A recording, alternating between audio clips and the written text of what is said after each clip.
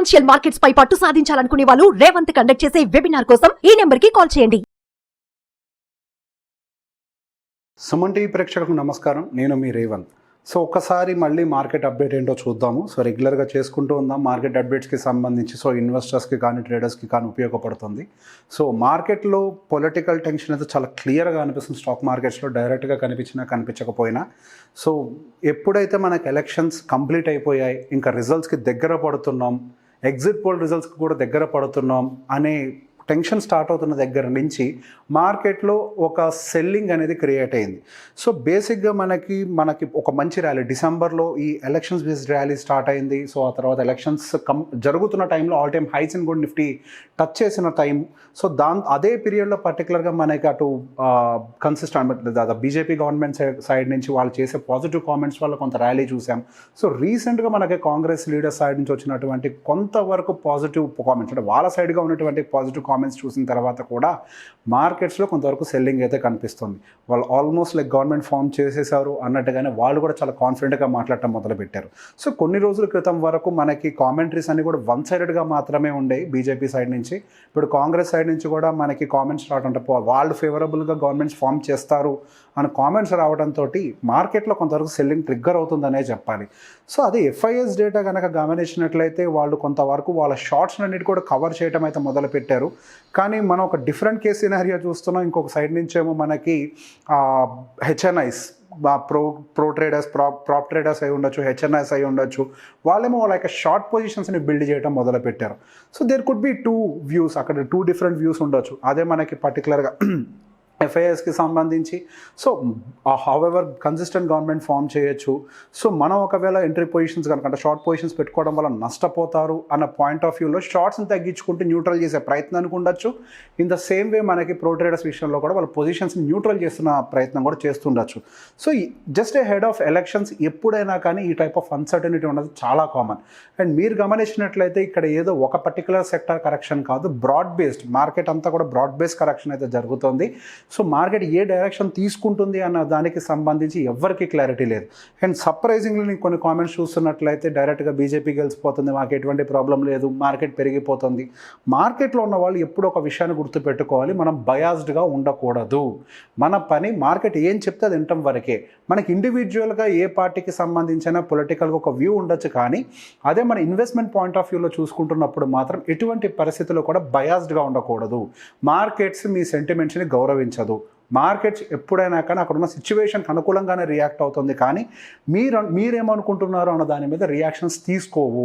So రీసెంట్గా చూసిన comments నాకు రీటైలర్స్ అందరూ కూడా ఏదో వన్ సైడెడ్గా బీజేపీ గెలిచిపోతుంది, మనకు మార్కెట్ షూట్ అయిపోతే డబ్బులు బాగొస్తాయని అనుకుంటున్నారు. రావచ్చు, రాకపోనువచ్చు, మన పని అది జడ్జ్ చేయటం కాదు. సో అన్సర్టనిటీ నుంచి కొంతవరకు దూరంగా ఉండడం అనేది మనకి చాలా ముఖ్యమైనటువంటి అంశం. దాంతోపాటుగా ఒక కామెంట్ కూడా చూశాను, నా దగ్గర ఒక 10 లక్షల రూపాయలు ఇన్వెస్ట్మెంట్ ఉంది, సో ఇప్పుడే నేను మార్కెట్లో పెట్టేయచ్చా లేదా 50% ఇప్పుడు పెట్టి 50% తర్వాత పెట్టచ్చా అని కూడా కొంతమంది అడిగారు. అసలు 50% ఇప్పుడు పెట్టి 50% ఎందుకంత కంగారు? నన్ను అడిగితే గట్టిగా ఇంకొక వారం రోజులు కూడా లేదు మనకి ఎలక్షన్ రిజల్ట్స్ రావడానికి. మీరు ఒకవేళ బుల్ రన్ ఏదైనా మిస్ అయినట్లయితే ఒక 2-3% మిస్ అవుతారేమో. ఒకవేళ అదే కనుక మార్కెట్ ఫాలో అయితే మీరు పెట్టిన 5 lakhsలో డైరెక్ట్గా మార్కెట్ 10% పడ్డది అనుకోండి, 50,000 రూపీస్ వైపౌట్ అయిపోతుంది. సో బెటర్ ఈ టైంలో మనీని లిక్విడ్ బేస్లోనో ఈ డెప్ట్ బేస్డ్ వాటిలో కొంతవరకు పార్క్ చేసి మనకి మార్కెట్ అనేది కంప్లీట్గా ఓపెన్ అయిన తర్వాత, and again I will tell you, A government అయినా ఫామ్ చేయనియండి, ఇమీడియట్గా మనం బయింగ్ అనేది కూడా స్టార్ట్ చేయకూడదు. ఒక 2-3 days మార్కెట్ సెటిల్ అవ్వడానికి టైం ఇవ్వాలి. ఒకవేళ ఫేవరబుల్ గవర్నమెంట్ కనుక ఫామ్ అయిందంటే, అంటే స్టేబుల్ గవర్నమెంట్ ఇప్పుడున్న ప్రభుత్వమే కనుక ఫామ్ అయినట్లయితే ఎటువంటి ప్రాబ్లం లేదు. లైక్ యూ కెన్ వెయిట్, ఎట్లంటే అట్లీస్ట్ ఒక 10 days అయినా వెయిట్ చేసి ఆ తర్వాత మళ్ళీ నిర్ణయం తీసుకోవచ్చు. మార్కెట్ ఏమి ఇమీడియట్గా కంటిన్యూస్గా 24,000 25,000ని బ్రేక్ చేసుకుంటే వెళ్ళిపోదు. There will be a price action. Market will give an opportunity for every investor. Market will give opportunity. So కంటిన్యూస్గా ఇన్వెస్ట్మెంట్ మిస్ అయిపోతున్నామేమో, ఈ ఫోమోని అయితే వదిలేసేయండి, ఫియర్ ఆఫ్ మిస్సింగ్ ఆపర్చునిటీ అనేది తీసేసేయండి. సో ఇటువంటి అన్స్టేబుల్ కండిషన్స్లో మీరు గమనిస్తే ఎఫ్ఐఏస్ అయి ఉండొచ్చు, లేదా ప్రాప్ ట్రేడర్స్ అయి ఉండొచ్చు, లేదా హెచ్ఎన్ఐఎస్ అయి ఉండొచ్చు, వాళ్ళకున్న ఎగ్జిస్టింగ్ పొజిషన్స్నే లైట్ చేసుకుంటూ వస్తున్నారు. అట్లాంటిది రీటైలర్స్ మనలాంటి వాళ్ళందరూ కూడా అగ్రెసివ్గా డబ్బులు పెట్టేసి బెట్లాగా ట్రీట్ చేయకుండా దీన్ని అన్సర్టనిటీ ఉన్నప్పుడు కొంతవరకు వెయిట్ చేయడం మంచిది. అన్సర్టనిటీస్ అన్ని క్లియర్ అయిన తర్వాత రియల్ మార్కెట్కి సంబంధించిన మ్యాక్రో ఎకనామిక్ కండిషన్స్ కూడా మన ముందర క్లైమ్లైట్లోకి వస్తాయి. సో అప్పుడు మనం ప్రాపర్గా ఏం జరగబోతోంది అన్న దాని మీద విజువలైజ్ చేయగలుగుతాం మార్కెట్ విషయంలో.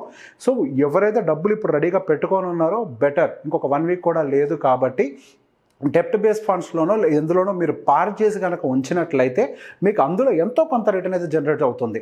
సో పర్టికులర్గా మీరు ఇట్లాంటి లిక్విడ్ బీస్ లాంటి వాటిని కనుక యూజ్ చేసి మనీని పార్క్ చేసినట్లయితే సో మార్కెట్ కింద పడ్డా కానీ మీకు ఆ మనీలో నెగిటివ్ అంటే ఆ పర్టికులర్ ఫండ్ అనేది నెగిటివ్లోకి వెళ్దు.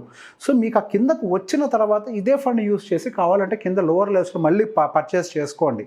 ఒకవేళ మార్కెట్ పడ్డదనుకోండి, బీ హ్యాపీ, మీకు మంచి ఆపర్చునిటీ దొరుకుతుంది. లోవర్ ప్రైజెస్లోనే స్టాక్స్ దొరుకుతాయి, మంచి quality stocks. Small and mid cap కాదు, మేబీ లార్జ్ క్యాప్లోనే ఒక మంచి క్వాలిటీ స్టాక్స్ కూడా మీకు లోవర్ ప్రైస్లో దొరకచ్చు.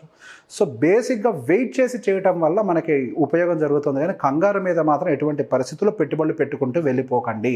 నేను ఇంతకుముందు చెప్పాను, జస్ట్ ఇక్కడ పొలిటికల్ అన్సర్టనిటీ మాత్రమే కాదు, దీని తర్వాత మనకి ఎకనామిక్ అన్సర్టనిటీ కూడా ఉండడానికి అవకాశం ఉంటుంది. కాబట్టి ఫస్ట్ ఒక అన్సర్టనిటీ కనుక తొలగినట్లయితే నెక్స్ట్ ఒక లాంగ్ టర్మ్ అన్సర్టనిటీ ఎకనామిక్స్కి సంబంధించి లైమ్లైట్లోకి వస్తాయి. అప్పుడు వాటిని చూసి మనం మళ్ళీ ఎటువంటి స్టెప్ తీసుకోవాలి అన్న దాని మీద నిర్ణయం తీసుకోవచ్చు, కానీ హడావిడిగా నిర్ణయం తీసుకోవడం వల్ల అనవసరంగా ఇబ్బంది పడతాం.